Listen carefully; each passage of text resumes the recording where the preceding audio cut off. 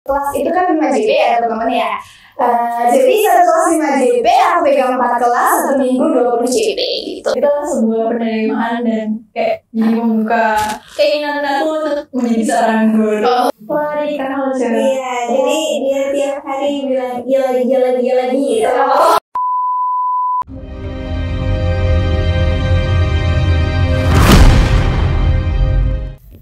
Sobat Pendidikan Matematika, kembali lagi di podcast P1 SD episode ke-37.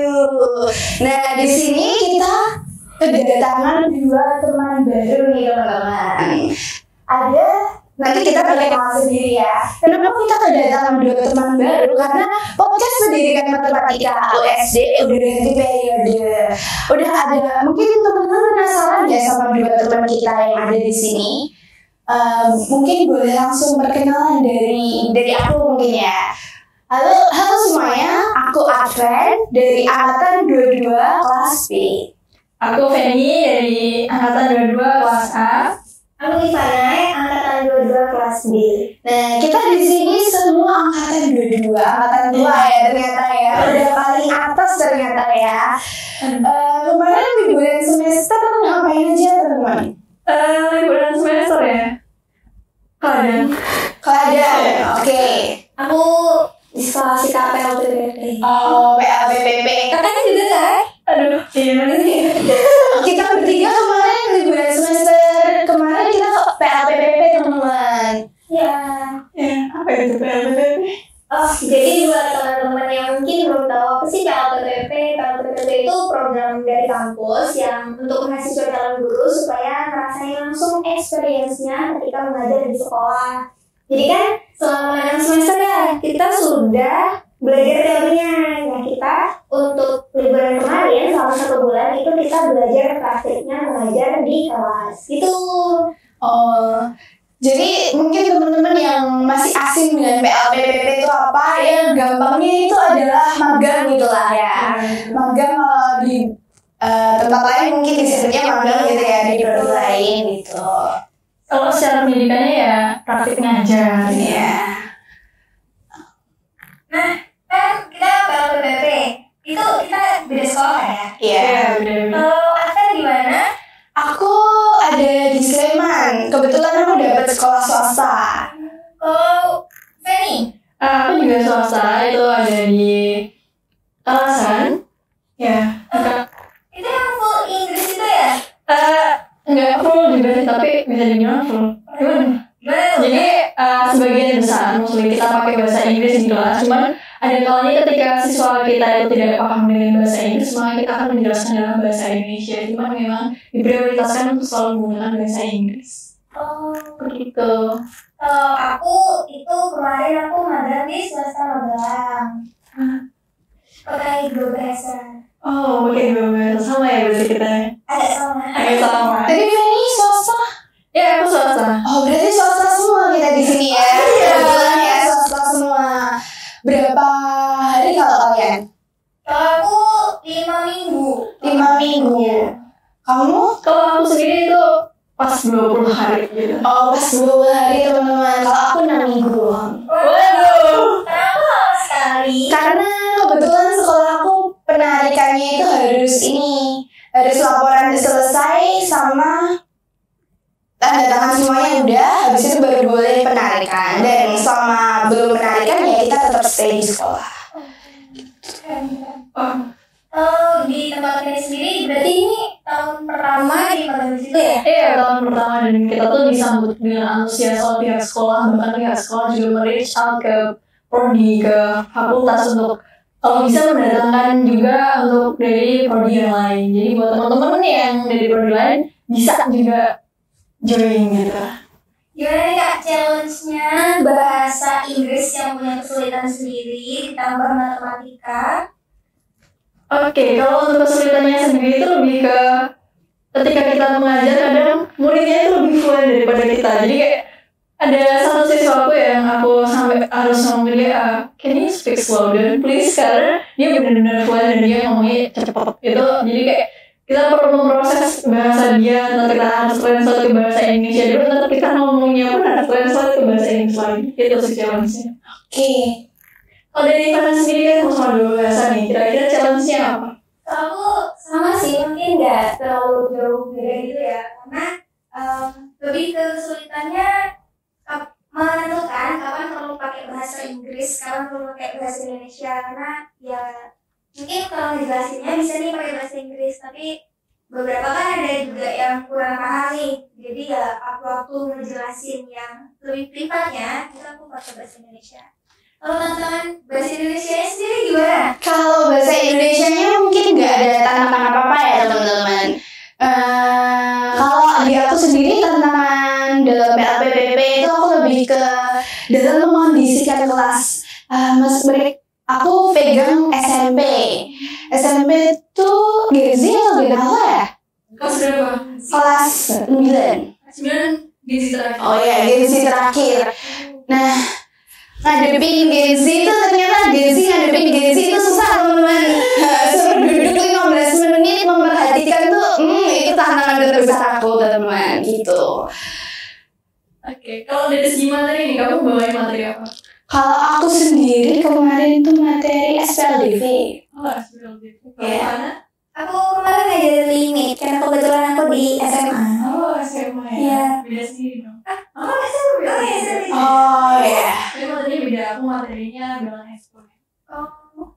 Oke. Kalau waktu masuk kelas pertama kali nih, gimana kesan-kesannya?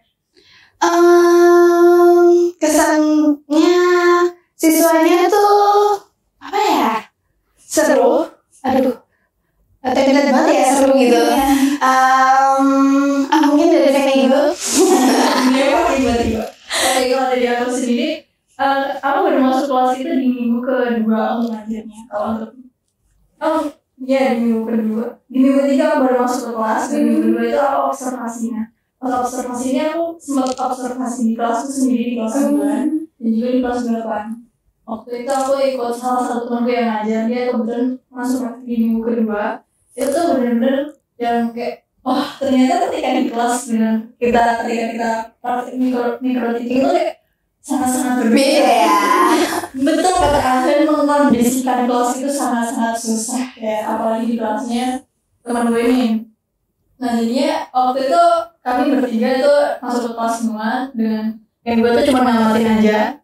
Nah pas aku masuk ke kelas tuh, pas aku mencoba praktek ternyata aku udah dapat murid yang sangat-sangat bisa diajak berkompromi. Jadi mereka dengan antusias mereka bertanya, terus mereka juga mau buat ketika mereka dikasih pertanyaan mereka mau menjawab gitu. Jadi kayak aku sangat-sangat terbantu gitu.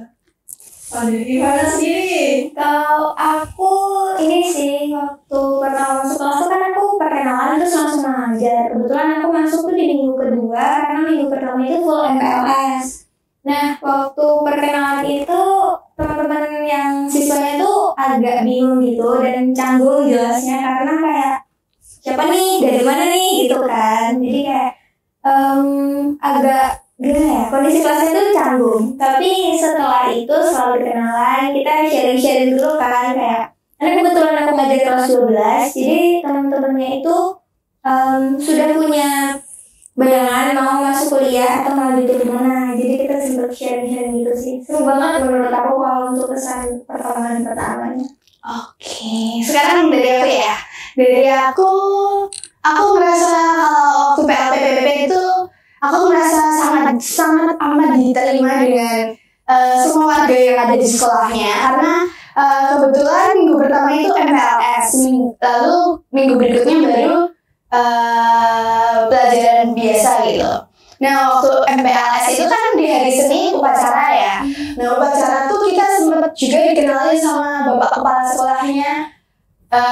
Jadi kayak kita diperkenalkan ke anak-anaknya gitu loh. Jadi kayak ngerasa sangat disambut gitu di sana tuh. Terus habis itu sama di minggu pertama aku juga MPLS. Di MPLS aku dan juga temanku tuh dampingin siswa-siswa di sana kegiatan MPLS, bantuin guru dan lain-lain, bantuin OSIS gitu. Di minggu kedua itu aku dan temen-temenku tuh observasi. Kebetulan aku udah dapat di kelas 9, tapi aku pegang satu kelas 8, jadi aku pegang 4 kelas teman-teman. Aku pegang 4 kelas, 3 kelas 9, satunya kelas 8. Terus di minggu kedua itu observasi aku masuk di semua kelas, di kelas kan ada ABC. Satu angkatan tuh ada ABC. Terus di kelas 8C aku masuk 9A, 9B, 9C. Jadi aku masuk di 4 kelas untuk observasi. Nah di minggu ketiga aku juga disuruh ngajar. Aku ganti guru gitu. Dipercayai sama guru pakai aku buat ngajar di minggu ketiga setelah observasi. Nah jadi total satu kelas itu kan 5 JP ya teman-teman ya. Jadi satu kelas 5 JP, aku pegang 4 kelas, satu minggu 20 JP gitu. Aku satu minggu pegang 20 JP dan minggu ketiga juga, minggu keempat juga, minggu kelima masih diminta tolong dikit-dikit gitu sih.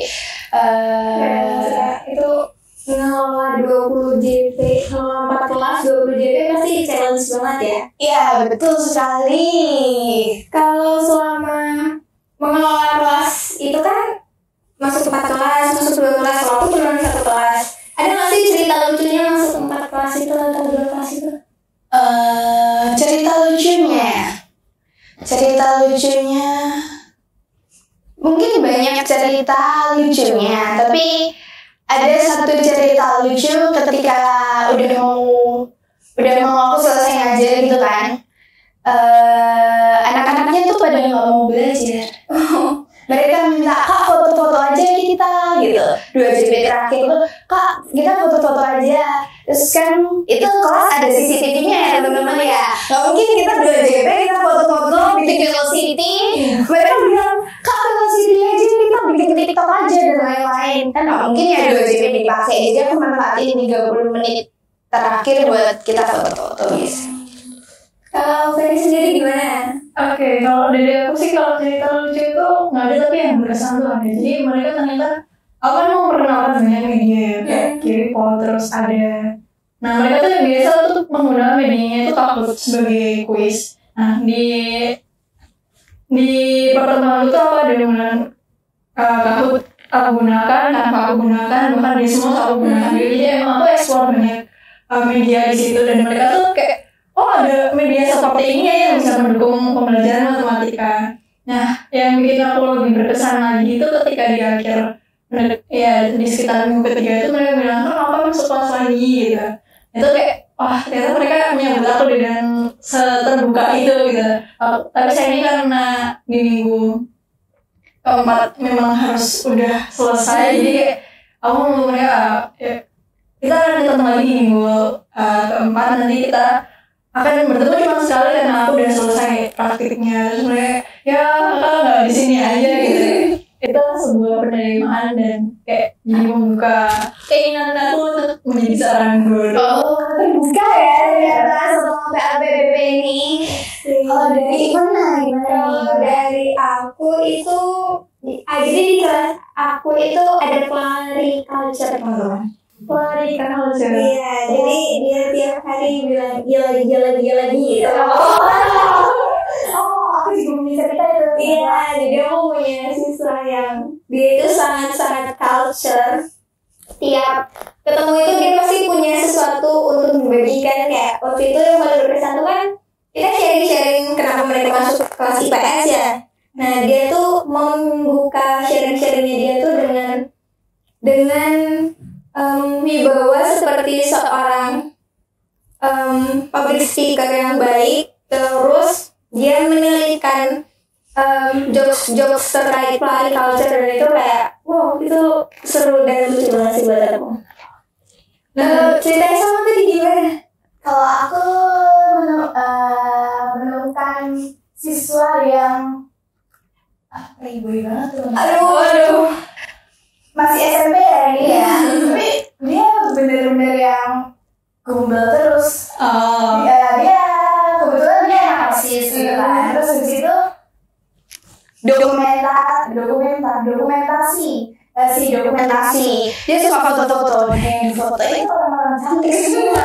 Orang cantik doang yang di foto. Terus habis itu biasanya selesai sekolah kan pindahin foto tuh. Yang dipindahin tapi juga ada foto orang cantik teman-teman. Gitu. Aku nemuin satu orang dan kebetulan di sana tuh siswa sama guru-gurunya tuh deket banget gitu. Jadi si anak ini kalau di kelas pun kadang sama guru, Bu aku nggak bisa belajar kalau nggak sama itu gitu. Kayak gitu tuh anak SMP tuh ya. Gitu. Tapi aku juga ada siswa yang menurut aku dia sangat menarik banget di mata aku karena sopan banget. Karena aku dan temenku duduk dulu gini, dia lewat, dia gini, mereka gitu, sambil gini, bener-bener kayak gitu. Dan itu nggak cuma sekali dua kali setiap kita ketemu, dia saling dan sebagainya. Sangat-sangat beragam ya. Iya beragam banget karakteristik siswanya. Kalau kan kita PLPPP itu sekitar 4 minggu 5 minggu kan. Kalau di hari-hari paling beratnya ada nggak sih? Hari-hari paling berat selama PLPPP itu waktu ngapain sih? Kenapa gitu? Kalau aku sendiri hari paling berat itu di pagi hari ketika harus membuka mata dan mandi. Itu hari berat banget sih. Kayak karena aku di kos bareng temen aku ya. Dia juga PLP gitu kan. Kita bangun bareng terus habis itu pasti awalnya tuh malu. Capek banget, mau selesai gitu. Berarti setiap hari berat ya. Iya, setelah dijalani ya udah gitu tuh pagi itu ya manusia gitu ya. Betul. Kalau kakaknya gimana? Kalau dari aku tuh sebenarnya jadi tantangan tuh karena modul ajar sih. Jadi modul ajarnya itu untuk di sekolah aku itu beda dengan modul ajar yang kita dapat di praktik technical teaching. Jadi sebenarnya lebih simpel cuman karena mungkin kita belum terlalu kenal dengan modul ajar yang seperti itu, jadi kayak wah ini kita harus nulis apa ini gitu. Tapi itu sebenarnya cukup membantu sih karena jadi laporan kuisnya dikit. Modul ajarnya agak singkat gitu kakak. Singkat aku tuh cuma 2 lembar kok kalau nggak salah. Malah lebih singkat ya daripada yang kita pelajarin sekarang. Betul sekali. Jadi itu ada keuntungan guys. Jadi jangan takut di sekolah internasional. Kemarin berapa lembar? Aku cuma 51. Oke, kamu? Aku kebetulan kayaknya karena ini suka mengarang ide ya teman-teman. Coba kita lihat laporan Aku sekali nulis ini laporan aku sekitar 140 juga. keren. Kalau bisa kalau ditukar gitu sih. Kalau bisa sih juga ya. Kalau berapa? Aku cuma 96. Nggak ada juga sampai 1 sorry. Tadi kita ngomongin Kita ngomongin tantangannya. tantangannya Dia melesai. dari yang berat gitu ya. Hari yang berat itu kau harus ngajar di jam terakhir hari Senin. Itu aku kayak mau pulang gitu. Karena kebetulan aku ngajar IPS yang mungkin teman-teman IPS itu kan udah memang nggak suka nih sama matematika gitu kan. Hari Senin paginya upacara, terus habis itu jam terakhirnya itu jam terakhir tuh jam 1.45 sampai jam 3 itu harus belajar matematika. Itu kayak mereka tuh udah gimana sih kak? Iya. Tidur aja gak sih kak? Bisa gak sih? Kayak kalau aku menawarkan kita mau belajarnya gimana nih hari ini? Tidur aja gak sih kak? Kayak aku juga mau tidur sebenarnya. Tapi kan di ruangan itu sama, di ruangan itu ada CCTV kan. Tapi kalau nggak ada CCTV itu mau diajak tidur ya? Apa deh? Ada ya temennya ya. Iya teman-teman. Jadi akhirnya aku kayak ngasih mereka waktu buat istirahat sih, buat break. Jadi aku kasih 15 menit buat tidur, baru habis itu kita belajar. Kayaknya sih ingin menerapkan metode di Cina atau di Jepang tuh. Tapi keren sih menerapkan 15 menit buat istirahat tuh. Kalau di pelajaran matematika tuh 15 menit sangat berharga ya. Tapi kebetulan di sekolahku matematika ditaruh di jam awal terus sih. Masih Agak berat. Iya, paling enggak setelah istirahat sebelum istirahat kedua lah. Kenapa nih? Kalau di tempat itu kebetulan setiap minggu jadwalnya berganti, jadi nggak tentu. Iya, betul. Ketika kita harus menyiapkan materi baru, kayak habis di hari Jumat ternyata di sini langsung ngajar gitu kayak waduh mepet nih. Nah itu makanya ketika kita pas pembekalan di awal kita juga dikasih tahu kalau kita tuh harus fleksibel gitu. Itu sama ada pelajaran dari gitu. Iya, Itu disesuaikan dengan itu biasanya disesuaikan dengan kalau misal ada guru yang punya agenda apa, nah itu nanti langsung ke yang buat jadwal gitu. Jadi Supaya gurunya nggak mungkin supaya kelasnya nggak pernah kosong gitu ya. iya betul. Wah, Jadi jadi ada kosong. ya ada tuh jam kosong di sekolahnya Weni. Betul. Kalau di aku, jadi di hari Senin itu jam terakhir banget, sedangkan di hari Kamis udah kayak puasa Senin Kamis ya kelasnya. Jadi di hari Kamis itu di pagi hari, jadi emang agak berulang gitu jadwal pelajarannya. Cuman ya kebetulan emang harus begitu, jadi Kita jalanin aja. kalau jadi kan kita punya sekolah masing-masing, karakternya masing-masing. Kalau karakter siswa yang paling mencolok selama pembelajaran ada nggak sih? Mungkin ada Weni dulu deh. Aku dari aku nih ya. Kalau dari aku sih yang menurut itu lebih ke karena mereka itu sangat suka bertanya dan mereka tuh antusias untuk menyambut. Untuk pelajaran nanti aku sempat khawatir mereka tuh bakal aduh aku karena pertama kali masuk itu jam terakhir juga itu kayak ini mereka bisa semangat kayak gitu apalagi matematika yang terakhir itu biasanya kayak udah capek banget ini gitu. Ternyata mereka tuh nyambut dengan antusias. Untuk siswanya sendiri mereka cukup lumayan antusias, tapi ada beberapa yang kadang suka nyanyi gitu, ada yang suka gambar sambil gambar gitu.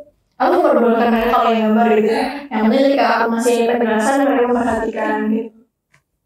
Kalau betul di kelas itu ada satu anak yang suka nyanyi, ternyata dia jumlahnya belajar dua. Wow. Di minggu terakhir. Kita foto belum kak? Tanda ya. Emang nggak terlihat bisa dipamerin tuh kak. Iya. Bagaimana? Aku karakternya yang paling mencolok itu selain yang punya pelari culture itu tadi, aku punya anak-anak yang suka asal aja gitu jawabnya.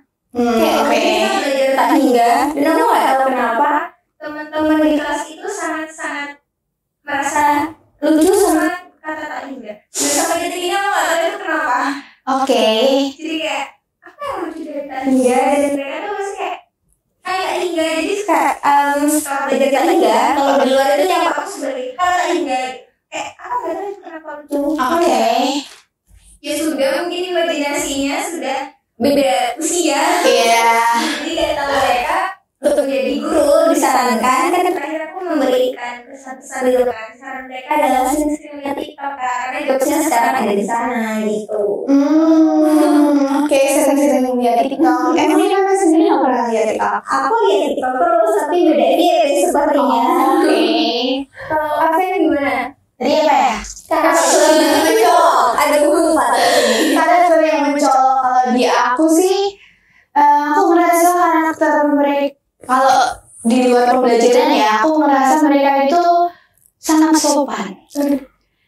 Sangat sopan dan menghargai orang yang ada di situ gitu, siapapun itu gitu. Kalau dalam pembelajaran ya, kalau menurut aku anak-anaknya semangat belajarnya lumayan tinggi. Jadi kalau dijelasin ya rame tapi masih sewajarnya. Mungkin karena aku pegang kelas 9 juga ya, udah tahu udah mau SMA gitu. Jadi kalau di aku mereka semangat belajarnya dan tanggung jawab buat belajarnya udah ada gitu. Dibanding aku lihat temen aku kan pegang kelas 7, 8. Itu temen aku waktu ngajar, kalau temen aku ngajar anaknya itu ikut ke depan semua gitu. Jadi kayak aku bisa bandingin kelas 7, 8, 9 itu kelas 9 tuh udah tertata gitu lah. Dewasa. Ya udah lebih dewasa karena kan udah mau masuk SMA juga kan gitu. Kalau kelas 7 mungkin masih ke bawah SD. Ya gitu. Oke, kita udah ngobrol banyak nih tentang PLPPP.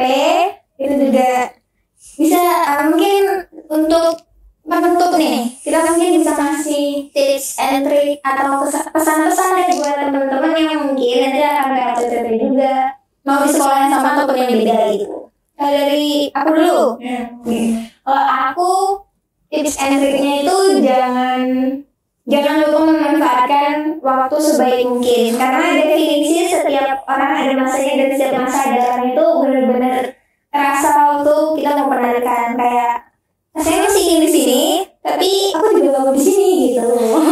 betul iya Kayak aku masih ingin dinamika sama teman-teman tapi aku gak tahu ngajarnya gitu. iya. Bisa gak sih gitu. Kalau dari Kak Fen, Kalau dari aku, nikmati aja semua prosesnya. Bangun pagi ya nikmati aja bangun pagi kan. Terus habis itu nggak tahu aku. Dari aku nikmati aja, bener nikmati prosesnya dan kalau bisa memanfaatkan waktu. Jadi karena aku waktu di awal untuk kurang berinteraksi dengan siswa itu adalah suatu hal yang sangat aku sayangkan.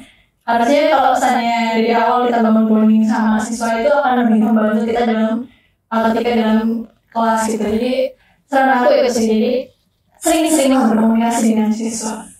Iya. aku mau melanjutkan. Ya udah nikmati aja, jalani prosesnya. Ya, gitu. Ya berarti jangan takut ya. Dia jangan lupa buat jangan takut walaupun nanti pakai bahasa Indonesia, bahasa Inggris, Bahasa Jawa. Jawa, bahasa Mandarin mungkin. Itu jangan takut, dijalanin aja karena kita kan lagi belajar. Kalau jatah gagalnya nggak dihabisin nanti kita gagal terus di masa depan gitu. Kayaknya kata-kata Ivana hari ini. Kayaknya ini segmen kata-kata hari ini gitu. Aduh. Boleh. Oke, gitu. Mungkin untuk yang teaching journey. Oh, teman-teman yang mau lihat keseruan kita PLPPP kemarin, teman-teman bisa lihat di IG-nya Pema 2SD, di TTK-nya atau di Reelsnya atau di TTK-nya. Pokoknya di IG-nya Pema 2SD. Pokoknya ada di sana. Iya, gitu. Mungkin kita cukupkan obrolan kita hari ini, udah banyak hal ya tentang PLPPP ini. Semoga bisa bermanfaat buat teman-teman semua yang nantinya akan ber-PLPPP gitu. Sekian dari kita, semoga apa yang kita sampaikan bermanfaat untuk kalian. Bye-bye.